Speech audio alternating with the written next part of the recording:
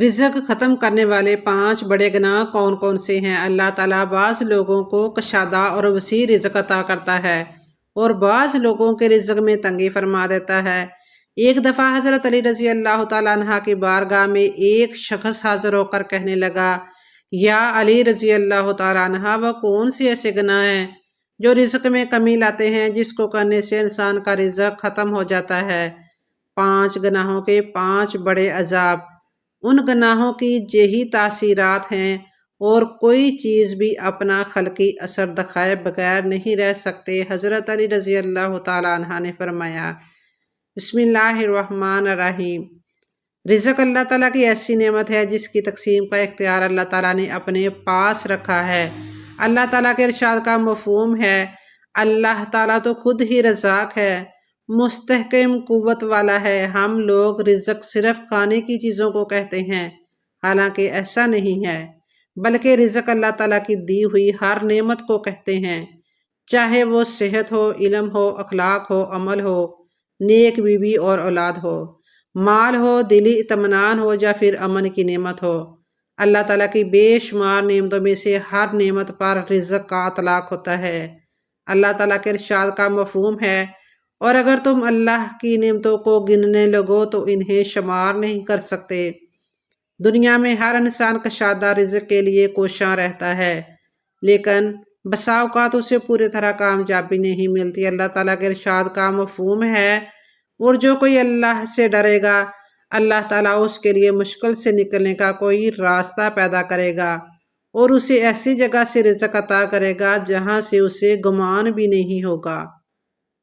ایک دفعہ حضرت علی رضی اللہ تعالیٰ عنہ کی بارگاہ میں ایک شخص حاضر ہو کر کہنے لگا، یا علی رضی اللہ تعالیٰ عنہ، دنیا میں کچھ لوگ دیکھنے کو ایسے بھی ملے ہیں جو امیر خاندان میں پیدا ہوئے، جب ان کا وصال ہوا تو اس وقت بھی وہ امیر ہی تھے، ان سے کبھی بھی رزق ختم ہی نہیں ہوا۔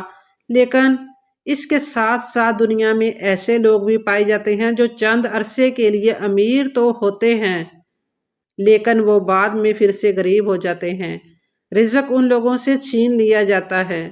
اس شخص نے پوچھا، یا علی رضی اللہ تعالیٰ عنہ، وہ کون سے ایسے گناہ ہیں جو رزق میں کمی لاتے ہیں، رزق کو ختم کر دیتے ہیں؟ حضرت علی رضی اللہ تعالیٰ عنہ نے فرمایا، اے انسان، 5 ایسے گناہ ہیں جس کو کرنے سے انسان کا رزق ختم ہو جاتا ہے، اس کے رزق میں آہستہ آہستہ کمی آنا شروع ہو جاتی ہے۔ اس شخص نے پوچھا، یا علی رضی اللہ تعالیٰ عنہ، وہ 5 گناہ کون کون سے ہیں؟ حضرت علی رضی اللہ تعالیٰ عنہ نے فرمایا کہ وہ 5 گناہ یہ ہیں: سود کھانا۔ حضرت محمد صلی اللہ علیہ وآلہ وسلم کے پاس حضرت جبرائیل علیہ السلام اللہ تعالیٰ کا حکم لے کر پیش ہوئے۔ حضرت جبرائیل علیہ السلام نے فرمایا، اے اللہ کے نبی صلی اللہ علیہ وآلہ وسلم، جو لوگ سود کا کاروبار کرتے ہیں، سود پر چیزیں لیتے اور دیتے ہیں، ان لوگوں کو روز محشر اس طرح اٹھایا جائے گا کہ ان کے چہرے مسح کر دیے جائیں گے۔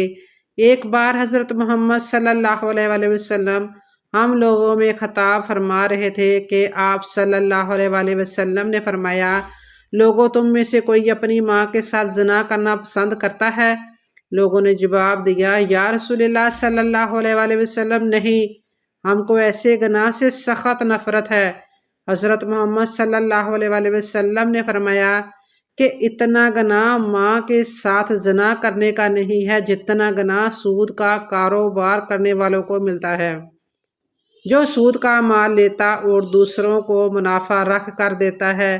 رزق کے کم ہونے اور رزق کو ختم کرنے کی اصل وجہ سود کھانا ہے۔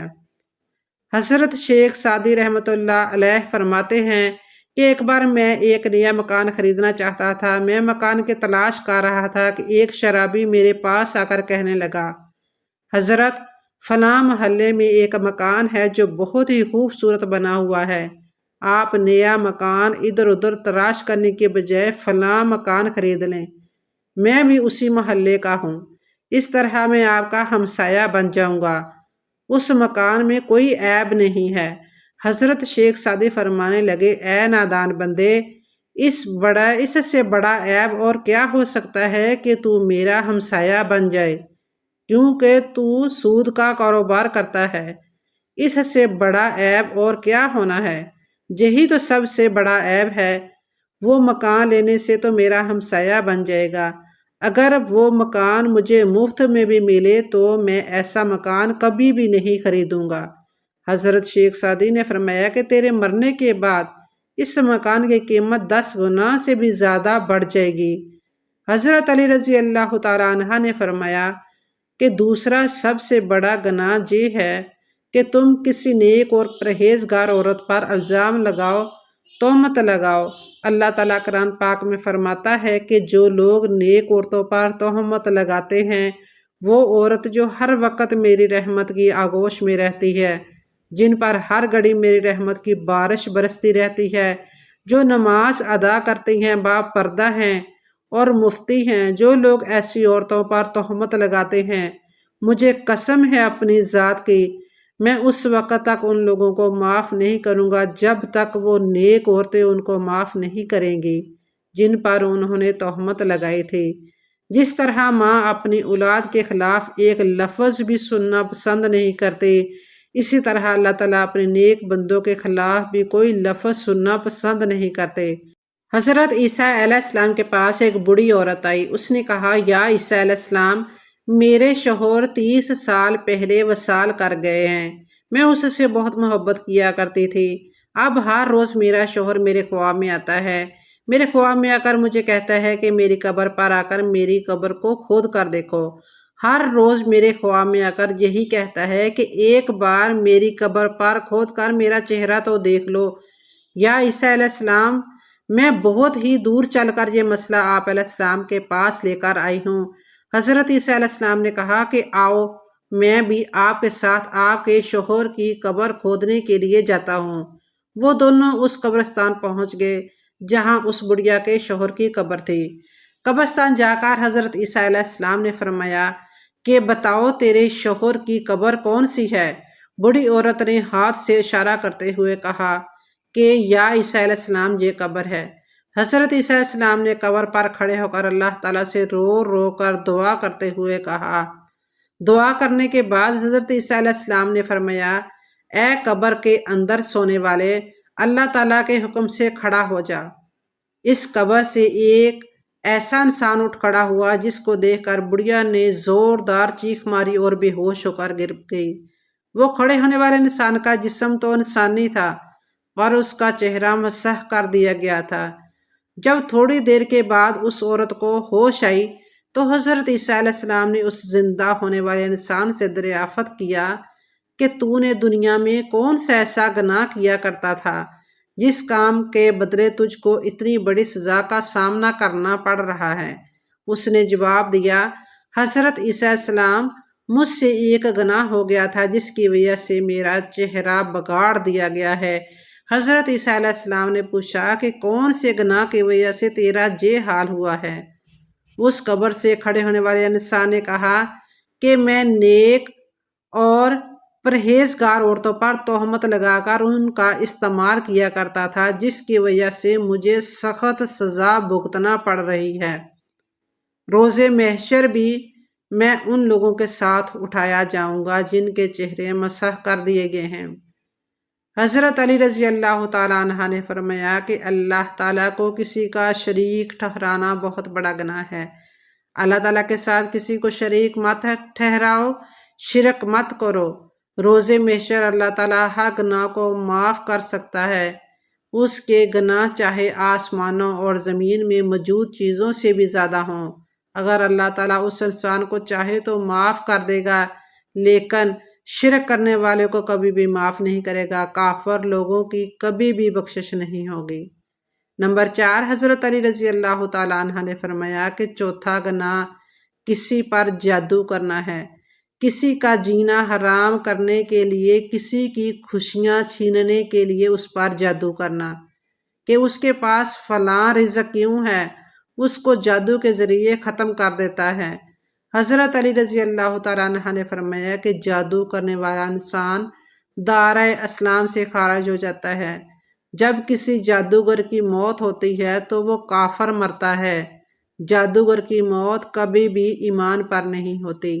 نمبر 5، حضرت علی رضی اللہ تعالیٰ عنہ نے فرمایا کہ کسی کو دکھ اور تکلیف دینا سب سے بڑا گناہ ہے۔ کسی کو دکھ دینا، کسی کا جینا حرام کر کے خود خوش ہونا، کسی کو رلا کر خود خوش ہونا سب سے بڑا گناہ ہے۔ حضرت علی رضی اللہ تعالیٰ عنہ نے فرمایا کہ ان 5 بندوں سے اللہ پاک روز قیامت سخت حساب لے گا، اور دنیا میں ان 5 بندوں سے اللہ تعالیٰ رزق چھین لیتا ہے۔ حضرت ابو ہریرہ رضی اللہ تعالیٰ عنہ کے ارشاد کا مفہوم ہے کہ ہم رسول اللہ صلی اللہ علیہ وآلہ وسلم کے ساتھ بیٹھے تھے کہ ایک حسین نوجوان وہاں سے گزرے۔ ہم نے آپس میں کہا کہ کاش یہ اپنی جوانی کو اللہ کے راستے میں لگاتے۔ اللہ تعالیٰ کے رسول صلی اللہ علیہ وآلہ وسلم نے جب ہماری بات سنی تو فرمانے لگے، جو اپنے والدین کی خدمت میں لگا ہوا ہے وہ اللہ تعالیٰ کے راستے میں ہے، جو اپنے اہل و عیال کے لیے کمانے کی کوشش کر رہا ہے وہ اللہ تعالیٰ کے راستے میں ہے، اور جو اپنے اوپر خرچ کرنے کے لیے محنت کر رہا ہو وہ بھی اللہ تعالیٰ کے راستے میں ہے۔ حضرت عبداللہ بن عباس رضی اللہ تعالیٰ عنہ سے روایت کا مفہوم ہے کہ آپ صلی اللہ علیہ وآلہ وسلم نے فرمایا کہ جب کسی قوم میں خیانت ظاہر اور کھلم کھلا ہونے لگتی ہے تو اللہ تعالیٰ اس قوم کے دل میں اس کے دشمنوں کا خوف اور ڈر ڈال دیتا ہے، اور جب کسی قوم میں زنا کاری پھیل جاتی ہے تو اس قوم میں بکثرت اموات ہونے لگتی ہیں، اور جو قوم ناپ تول میں کمی کرنے لگتی ہے اس قوم کی روزی تنگ کر دی جاتی ہے، اور جو قوم ناحق فیصلہ کرنے لگتی ہے اس قوم میں خون ریزی پھیل جاتی ہے، اور جو قوم عہد شکنی اور بد عہدی کرنے لگتی ہے اس قوم پر اس کے دشمن کو غالب و مسلط کر دیا جاتا ہے۔ اللہ تعالیٰ ہمیں ان 5 گناہوں سے بچ کر 5 عذابوں سے محفوظ رکھنے کی توفیق دے، آمین ثم آمین۔